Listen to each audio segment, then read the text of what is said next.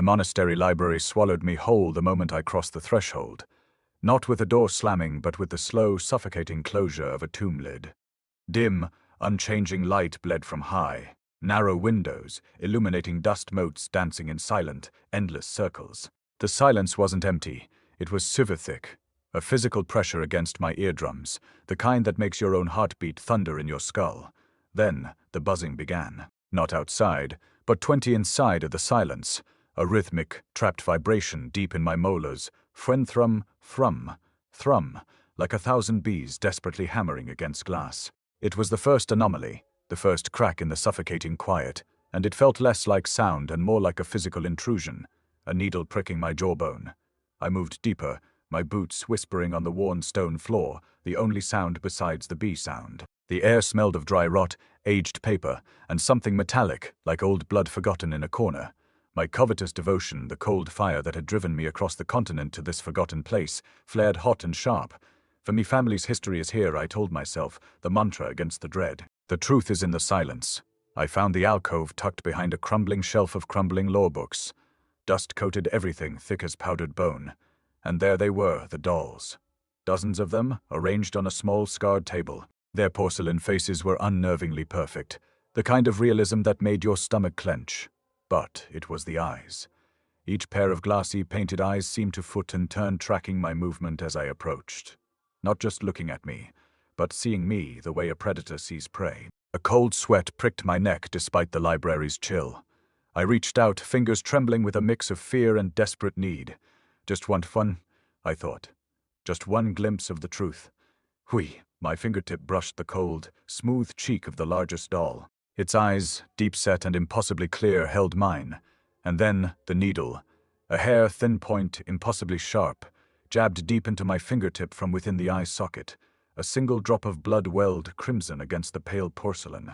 But it didn't fall. It hung suspended, perfectly round in the dim, unchanging light, like a tiny perfect planet refusing gravity. The buzzing intensified, the thrum, vibrating up my teeth, into my skull, shaking my bones. The blood drop pulsed faintly, mirroring the insectile rhythm. Panic, cold and sharp, flooded me. I tried to pull my finger back, but the blood drop seemed to cling, a tiny anchor. The buzzing was now a physical thing, a pressure in my sinuses, a high-pitched whine beneath the thrumming. I felt the cat then, a soft vibration against my ankle, a shadow moving in the periphery of my blurred vision.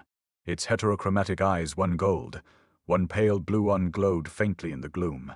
Its purr was a low, resonant hum that seemed to sync with the buzzing, amplifying it, making the sound foot inside, my own body for devotion. The word echoed in my head, twisted by the cat's purr. This is the price of devotion. My fingertip burned, not with pain but with a strange internal coldness, a spreading numbness that felt like ice forming beneath the skin. I stared, mesmerized, as the skin around the tiny blood drop began to lose its softness, its color. It grew translucent, hardening into a smooth, glassy surface. The blood drop itself seemed to dissolve into the forming nub, vanishing into the new, cold substance. The buzzing stopped abruptly.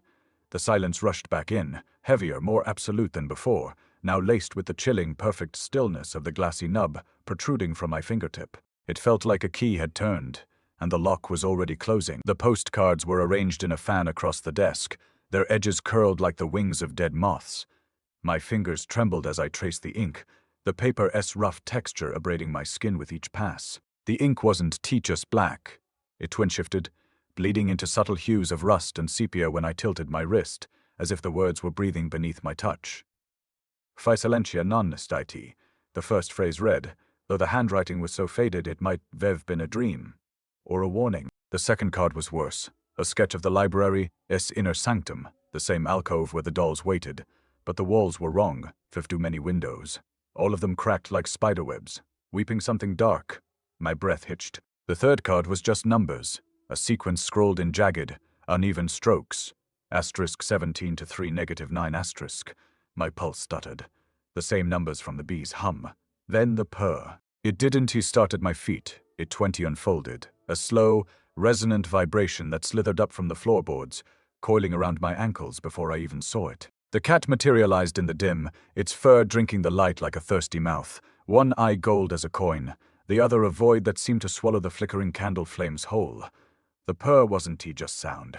It was time pressure, a physical force pressing against my ribs, my temples. It pulsed in time with the bee's trapped hum, the two sounds merging into a single, discordant thrum, thrum, thrum, thrum, that made my teeth ache. The words came then, not spoken but tweep-heard. The syllables vibrating through the cat. Est chest asterisk silentia non est. Asterisk I knew Latin, or I thought I did. The phrase shouldn't he have made sense. Silence is not, but my bones understood it. My marrow singled due with the weight of it. The cat, as tail flicked, a slow, deliberate motion, and the buzzing intensified, a needle dragged across my skull. I clutched the postcards tighter. The ink bled faster now. The numbers on the third card fee-shifting, rearranging themselves into a new sequence. Asterisk 17 to 3, -9, -4, -2 asterisk. My vision swam. I didn't see the stone until my knee hit it. The impact was sharp, a white, hot flare of pain that lanced up my leg. I gasped, stumbling back. But there was no blood, no wet warmth, no sticky slide. Just a thin, papery fracture as the skin split, sealing almost instantly, the edges puckering like old parchment left too long in the sun. The cat's eyes locked onto me. The gold one gleamed, reflective, but the blue one, tough and oh, the blue one, was a well of darkness, a depthless well that seemed to forepaw at the edges of my vision. I reached for my knee, fingers brushing the stiffened skin. It didn't give. It didn't feel like skin. The buzzing stopped. The silence rushed in, heavier this time, not just absence but a fervency, something pressing against my eardrums, my lungs. The cat's purr faded into a low, resonant hum, the last vibration of a struck bell. I swallowed, my throat dry. The postcards lay scattered, the ink now still, the numbers frozen. But my knee, my sooty knee, felt like a page torn from a book, brittle and cold. The cat's tail curled around its paws. It watched, waiting, and in the blue eye something moved. Not a reflection, not a thought, but a glimpse of teeth, of glass, of a voice that wasn't a voice at all, but a sound like shattering. I should run. But the parchment knee didn't hurt, and the cat was still purring. The parchment knee felt wrong, not painful, precisely. Just twin wrong. A stiffness that resisted any attempt at bending, a coldness that seemed to leach the warmth from my bones.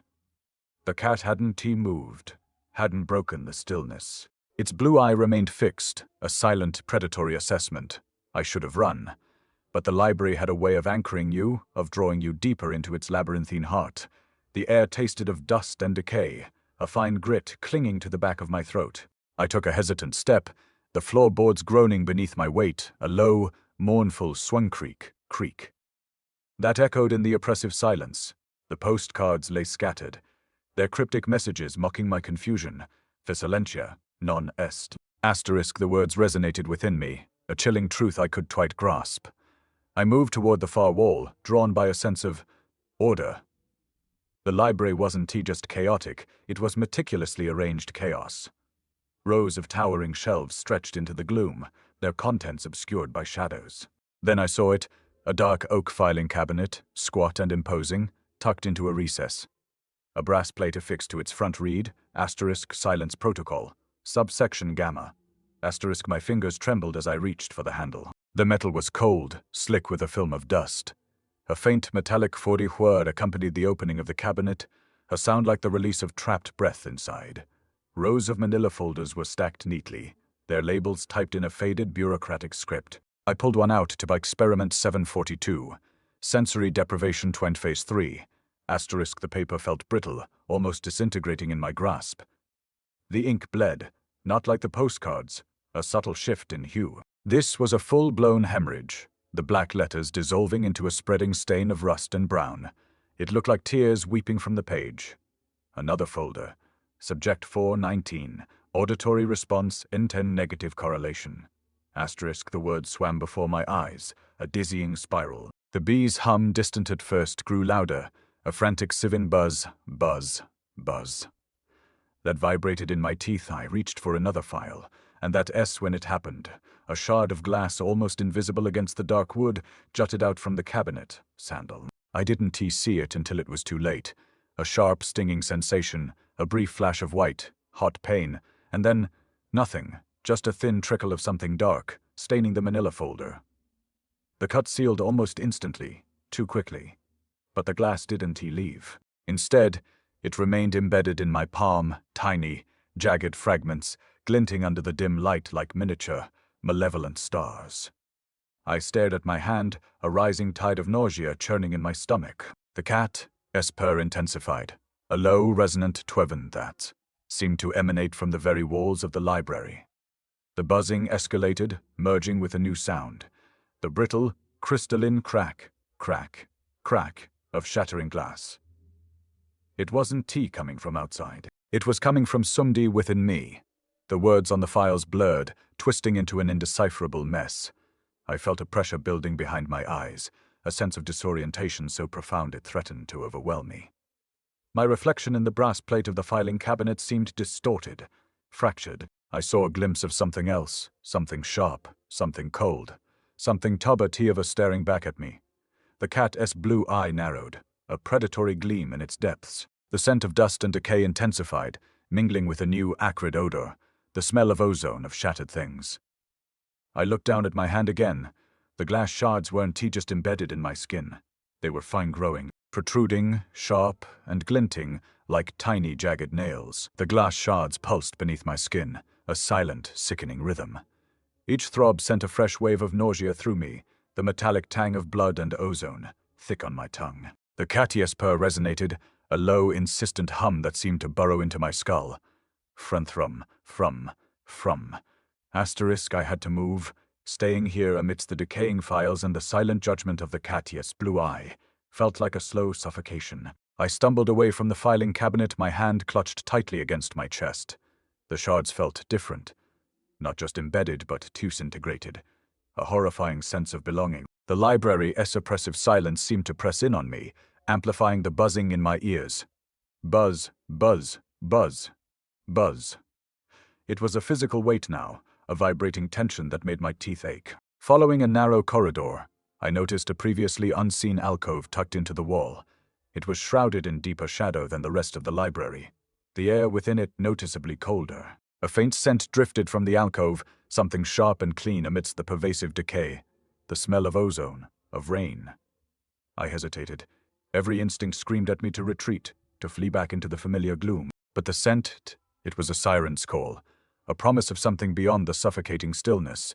I stepped into the alcove, and there it was. Leaning against the far wall, propped against a stack of crumbling tomes, was an umbrella. Not a grand, ornate thing, but a simple, tattered affair. The fabric was faded, the color lost to time and dampness, yet it possessed an odd elegance in its dilapidation. As I reached for it, a chill ran through me, colder than the library's already frigid air.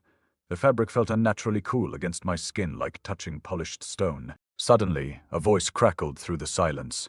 It wasn't spoken, not exactly. It was a disembodied transmission, a faint, distorted signal bleeding through the oppressive quiet. Asterisk, 3 to 7 -9 -2. Asterisk, the numbers repeated. A monotonous sequence that resonated with a disturbing familiarity. It came from the radio tucked away in the corner of the alcove. I hadn't noticed it before. The buzzing intensified, synchronizing with the crackle of the radio signal.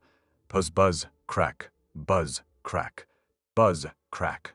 I gripped the umbrella's handle, feeling a strange compulsion to walk. And so I did, moving forward into the library's labyrinthine depths. As I walked, a new sound joined the chorus of unsettling noises, the rhythmic footy drip, drip of the umbrella.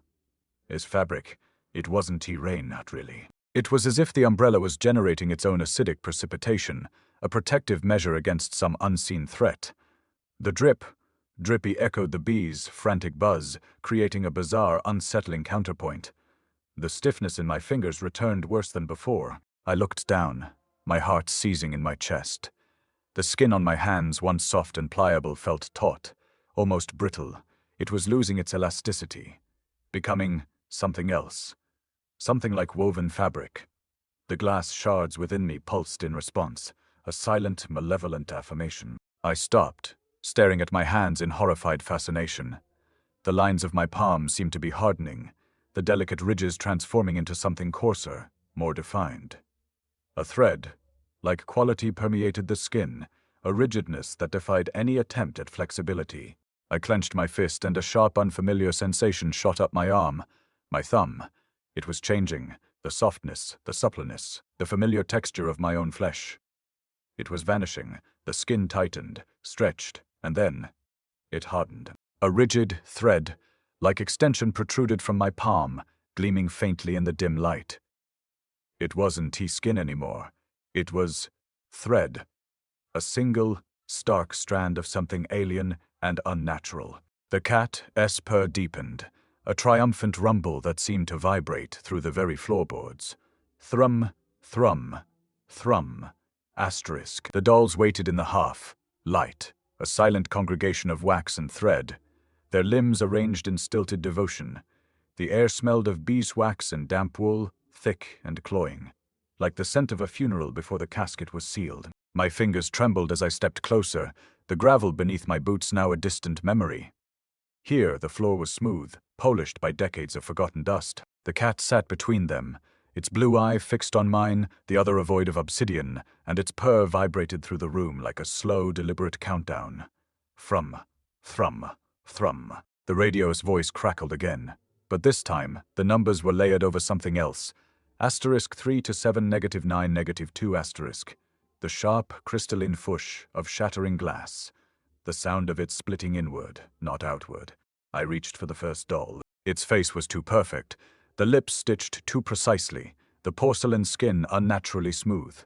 But the eyes, oh the eyes, were the same as the glass in my veins, fractured, glinting, hungry. I hesitated, my breath shallow. But the cat's purr deepened, a low, insistent hum that coiled around my ribs. The radio's voice slurred now, the numbers bleeding into the sound of splintering, the bees, buzz, swelling inside my skull, a frantic fuzz. That wasn't tea in the air, but behind my eyes. Pressing against the backs of my lids, I touched the doll's left eye socket. The glass gave way with a wet snap, not like breaking but like folding, like a flower petal splitting open to reveal its secrets. The shards didn't scatter. They inched toward me, drawn by some unseen force, and I jerked my hand back as they embedded themselves in my palm. The pain was immediate, sharp and clean, like the first cut of a razor, but deeper, as if the glass wasn't just piercing me, but rearranging me from the inside out. The buzzing intensified, a high, pitched funny whine that drowned out the radio, that drowned out everything but the sound of my own blood rushing through veins that no longer felt like veins. The cat's purr rose to a crescendo, a sound that wasn't just in the room, but even me vibrating through my bones, through the glass now burrowing into my flesh. I stared at my hand, mesmerized. The shards had fused with my skin, not as foreign intrusions, but as extensions of myself. Jagged, translucent. Havali. The radio's voice was a whisper now, a ghost of numbers, asterisk 3 to 7 negative 9 negative 2. Asterisk, and then, beneath it, the sound of glass fingering of my own fingers hardening, splitting, reforming into something that wasn't human anymore. I flexed my fingers. The movement was wrong, unnatural, like pulling apart the threads of a tapestry. A sharp, fuddy crack echoed in my skull, and I gasped as a single jagged fragment of glass protruded from my index finger, glinting in the dim light. The cat's eyes locked onto it, unblinking, and its purr became a growl, low and triumphant. The radio's voice cut off abruptly, replaced by the sound of my own breath, ragged and uneven. The bees' buzz now a constant, relentless zuzz. Inside my head, I should have been afraid, I should have screamed. But all I felt was the pull of the dolls, the pull of the glass, the pull of something deep inside me that had always been waiting for this moment. The cat's tail twitched, and the first doll's head turned slightly, its stitched mouth curling into something that wasn't a smile. I reached for the next one. The numbers, 3 to 7 negative 9 negative 2. They deep in a persistent itch in the back of my skull, a discordant hum beneath the beeswax and wool. Now they felt significant, not just random noise from the antiquated radio. A code. I traced the sequence in the dust on a nearby table, the grit clinging to my fingertips, a phantom echo of the gravel path outside. The cat watched, its heterochromatic eyes in one, a glacial blue, the other a void footing, reflecting the faint light. Thrum, thrum, thrum. The purr seemed to pulse with the numbers, a morbid rhythm. The radio's voice, when it returned, was lower, almost conspiratorial. 3, 7, 9, 2. It wasn't he speaking them now. It was Sun presenting them. I felt a compulsion, a pull toward the back of the library, toward the towering shelves that held the monastery's archives. Each step was a struggle. The glass fragments embedded in my palm throbbed with a dull, insistent ache. My fingers felt stiff, unfamiliar. The skin stretched taut over the burgeoning protrusions. The umbrella's fabric seemed to weigh more than before, a heavy cloak clinging to my shoulders. The shelves loomed, a labyrinth of leather, bound volumes and crumbling parchment. The air here was colder, drier, the scent of decay sharper. I ran my hand along the spines, searching. The numbers, 3 shelves from the end, 7 books down, 9 volumes to the left, 2 upwards. It was absurd, a child's game, but the cat's purr intensified, a resonating pressure against my skull, urging me onward. Thrum, thrum, thrum. My fingers brushed against a section of the wall, a subtle shift in the texture. It wasn't stone but wood cleverly disguised. The numbers. They weren't a code to be sweet to read, but a sequence to be swind followed. A click, a groan of ancient hinges, and a section of the wall swung inward, revealing a narrow chamber beyond. The room was small, cramped, lit by a single flickering lantern. A desk stood in the center, piled high with documents. Silence induced devotion. The title was scrawled across the top page in elegant, archaic script. I picked it up, the paper brittle beneath my fingers, the words blurred, the ink seeming to writhe on the page. The radio static swelled, a rising tide of white noise. The bee's buzz intensified, a frantic zzzz that wasn't just in my ears, but tempered inside my skull, vibrating through my bones. I tried to focus on the text, but the noise was overwhelming, a physical force pressing against my temples. The cat's purr became a physical vibration, a tremor that shook my entire body. Thrum, thrum, thrum. Asterisk. It felt as if the sound was being amplified, channeled through my very being. The numbers, they were merging with the noise, becoming part of it, a single unbearable shriek. My head swam. The room tilted. I stumbled, the umbrella's fabric catching on a protruding shelf, nearly knocking me to the ground. The documents scattered, the words blurring into meaningless shapes. My ears felt full, not with sound, but with something else, something cold, hard, waxy. A pressure built behind my eardrums, a sensation of something solid forming. I reached up, my fingers clumsy and unresponsive, and touched my ear. It was smooth, strangely resistant. I felt a sharp, stinging sensation as the surface hardened, the skin tightening, sealing. The waxy substance spread, filling the canal completely, a glassy membrane forming over my eardrum. The world went silent, utterly, terrifyingly silent. The bee's buzz vanished, the radio's static ceased. Only the cat's purr remained, a deep, resonant vibration that seemed to originate from within my very bones.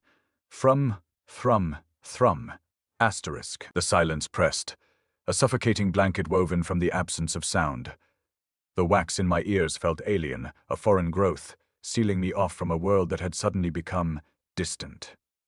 I reached up again, tracing the contours of the solidified membrane. It was smooth, cold, like polished stone. The cat, a black silhouette against the flickering lantern light, rubbed against my legs, the rasp of its fur a phantom sensation against my skin. Thrum, thrum, thrum. Thrum. A purr resonated through the floor, up my spine, a perverse comfort in the void. I turned. The end of the chamber. It hadn't been there a moment ago, or perhaps I hadn't seen. It lost as I was in the escalating sensory deprivation. Now it was undeniably present, a figure shimmering in the dim light composed entirely of shattered glass. It wasn't a statue, not precisely. Its twitcher shifted, the fragments rearranging themselves, reflecting the lantern's glow in 1,000 fractured patterns. Each shard seemed to hum with an internal light, a discordant symphony of reflected despair, devotion. The word echoed in my mind, a command, an imperative. I moved toward it, my legs heavy, the umbrella a cumbersome weight. The glass figure didn't move, didn't speak. It simply was a beacon in the suffocating silence. The cat, a shadow gliding across the stone floor, wove between my legs, its purr intensifying, a low guttural drone that seemed to vibrate the very air. Free thrum, thrum, thrum. It was as if the purr was withdrawing, the figure making it sing. A high crystalline whine emanated from the glass, a sound I felt more than heard, a vibration in my teeth. My hand, acting independently of my will, reached out. It was a gesture of supplication, of surrender. The glass figure seemed to lean forward, its fractured form coalescing, the shards aligning with a chilling precision. I felt a coldness spreading through my arm, a creeping numbness that stole the sensation from my fingertips. The air crackled with static electricity, raising the hairs on my neck. A faint scent of ozone filled the chamber, sharp and metallic. Then, the pain, a searing, instantaneous agony, as the glass shards pierced my skin. They didn't cut, they free-embedded, sinking deep into the flesh, lodging themselves beneath the surface. I gasped, a silent scream trapped within the waxen prison of my ears. The cat arched its back, its heterochromatic eyes gleaming with an unsettling intelligence. Thrum, thrum, thrum. The purr was now a triumphant vibration, a chorus of approval. I looked down. My hand, it wasn't my hand anymore, or at least not entirely. The skin was darkening, thickening, the flesh weaving itself into a coarse, unfamiliar texture. The tattered fabric of the umbrella was spreading, engulfing my wrist, the threads tightening, constricting. The color leached from my skin, replaced by the faded hues of aged linen. I tried to retract my hand, to pull it away from the encroaching fabric, but it was as if it were fused to the glass figure, bound by an unseen force. The transformation was swift, relentless. The bones in my wrist shifted, reconfiguring themselves, the joints becoming rigid, unyielding. The flesh hardened, the skin transforming into the familiar weave of the umbrella. The pain lessened, replaced by a chilling numbness, a sense of detachment. My fingers, once nimble and responsive, were now stiff, clumsy, encased in a cold, unyielding fabric. My wrist. It was fully woven now, the tattered fabric extending up my forearm, obscuring the last vestiges of my skin. It felt alien, cold, stiff. I stared at it, a grotesque parody of a human limb, a testament to my unraveling. The glass figure shimmered, its fractured surface reflecting my distorted image, a fragmented echo of the woman I once was. The cat rubbed against my leg again, its purr a mocking lullaby.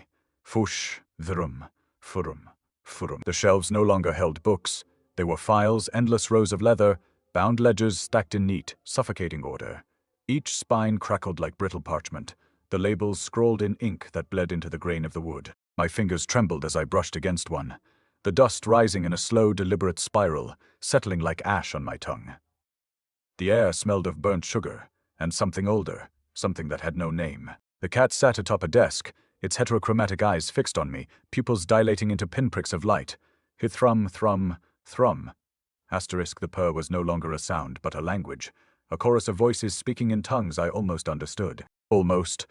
The floor beneath me was no longer stone but gravel, the grains shifting underfoot with a sound like dry bones rattling. Each step echoed, a hollow percussion that bounced off the walls, multiplying into 1,000 footsteps, all marching in unison. I tried to turn, to look behind me, but the corridor had already stretched into an abyss of desks, each one manned by a figure whose faces blurred into static. The bees, always the bees, swarmed in the distance, their buzz a relentless throbbing pulse in my skull. My heartbeat synced with it, a discordant rhythm forcing its way into my veins. Buzz, buzz, buzz, buzz. Asterisk, the sound filled my ears, drowning out the whispers of the cat, drowning out everything. My throat tightened. I tried to scream, but the fabric that had woven itself into my flesh now lined my vocal cords, stiff and unyielding. The air I drew in was thick, saturated with the scent of ozone, and something metallic like blood left too long in the sun. The cat's tail flicked, a slow, deliberate motion, and the voices in its purr sharpened into something clearer, something demanding asterisk devotion. The word slithered into my mind again, a command etched into the marrow of my bones. The walls pulsed, not with light but with movement. Pages turning, ink bleeding across parchment, signatures being affixed to documents that didn't yet exist. The static in my vision sharpened into numbers, sequences flashing like Morse code behind my eyelids. Asterisk 7 to 3 negative 9 negative 1, 4 to 8 negative 2 negative 6. Asterisk the cat, eyes gleamed, reflecting the flicker of the unseen light, and I realized with a sickening clarity that the numbers were my own heartbeat, translated into something else entirely. I reached for my eyes, my fingers fumbling against the fabric that now covered my face. The eyelids were stiff, unnatural, the texture of frayed linen. I tried to blink, but the movement was sluggish, as if my lids were weighted with lead. The cat watched, unblinking, its purr now a symphony of voices chanting in unison. Devotion. Devotion. Devotion. Asterisk. The bees drew closer, their buzz of physical force pressing against my skin. I could feel them crawling under my flesh, burrowing into my bones, their presence a searing heat that spread from my fingertips outward. The pain was exquisite, a sweet agony that coiled in my stomach, tightening, twisting. I gasped, but no sound came out, only the fabric, the ever-present fabric, stretching, constricting, weaving itself deeper into my being.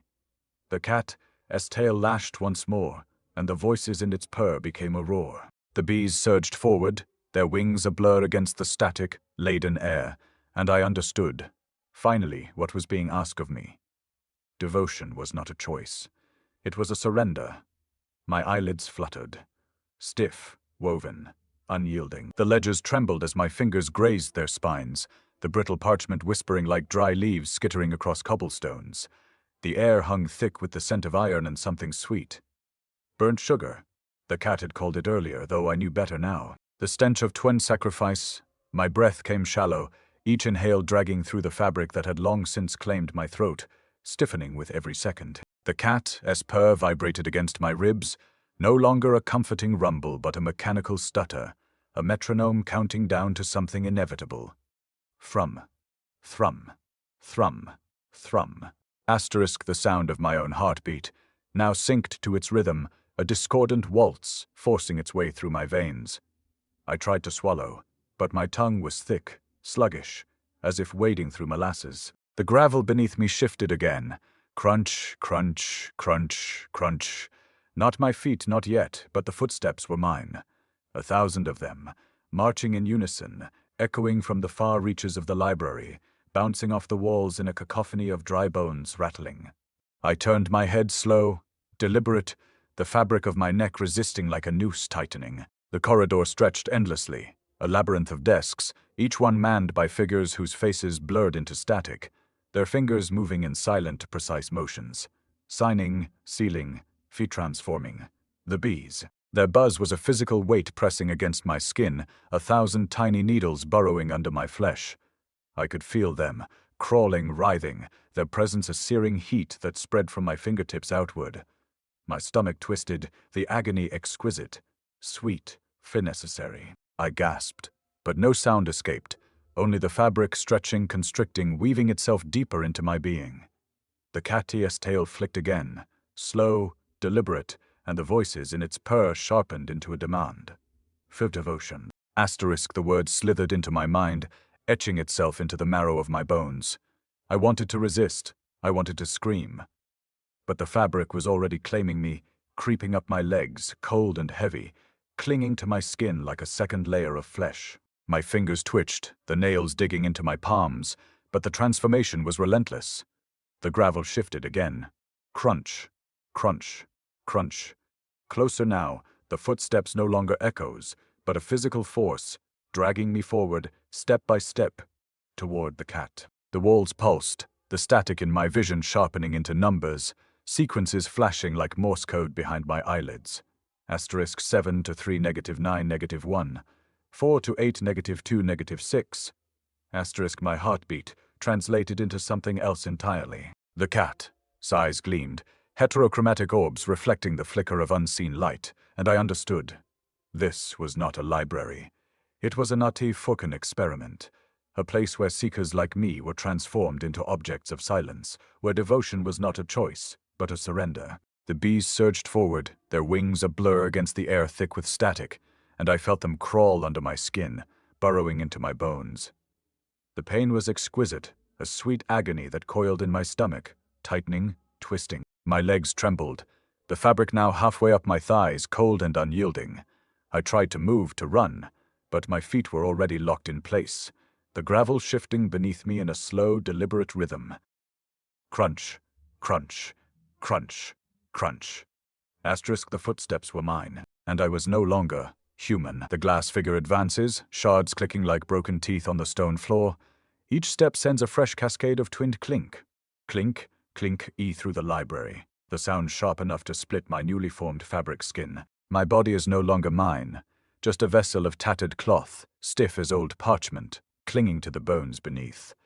Only my eyes remain, one amber, one pale blue, reflecting the dim, unchanging light like fractured glass themselves. The cat sits beside me, its heterochromatic gaze fixed on the advancing figure, purring a low, resonant, twindy mirror that vibrates through my fabric frame. It's the only sound left, the only anchor in the gathering storm. The glass figure looms, a shifting mosaic of light and shadow, its edges blur and reform, shards catching the faint glow, scattering tiny rainbows across the bookshelves. Fin-click, clack, click, clack. Asterisk, the sound of its movement is a physical pressure against my eardrums, a counterpoint to the fading memory of the bees, buzz, vuzz, zuzza, and the radio static that once crackled with numbers. Asterisk 7 to 3 negative 9 negative 1, 4 to 8 negative 2 negative 6. Asterisk, now those sounds are merging with the glass shattering, 1,000 tiny foy cracks, and shatters are dissolving into one overwhelming shh that fills the space between my ears. It's as the sound of the library itself breaking apart, the sound of my own bones turning to dust. Crunch, crunch, crunch, crunch. Asterisk, the footsteps. Mine. But they not mine anymore. They the sound of the fabric shifting, the sound of the gravel beneath my feet. No longer gravel, but the same tattered cloth, shifting like dry leaves. My legs are locked, the fabric now fully encasing my torso, cold and heavy as wet stone. I try to move, to scream, but my throat is sealed shut by the same fabric that binds me. Only my eyes see, only my eyes remember. The cat, purr deepens, a warm vibration against my side. Mirror. Asterisk it, it's not comfort, it's amplification. The purr intensifies the silence, making it thicker, heavier. I feel my last human thought, to vend. The dark past. Not as a memory, but as a physical thing, the scent of old blood on the Fitzwilliam estate, the way my grandmother's hands shook as she sealed the ledgers, the thump of the old bell in the chapel tower, the sound of silence after the bell stopped. Asterisk, the phrase echoes in the hollow space where my mind used to be, not silence. Not asterisk, the word slithers into my fabric skin, a final spark before the void. The glass figure raises a hand, 1,000 shards swirling into a single point. Shatter. Asterisk, the sound is not loud.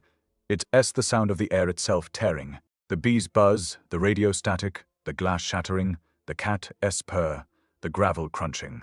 All of it collapses into one pure, seamless sessesse that fills the library, the room, the fabric of my being. Then, nothing. The sesse stops. The mirror stops, the fiddle stops. The fiddling clink, clink, clink, does. The silence is empty. It's a presence.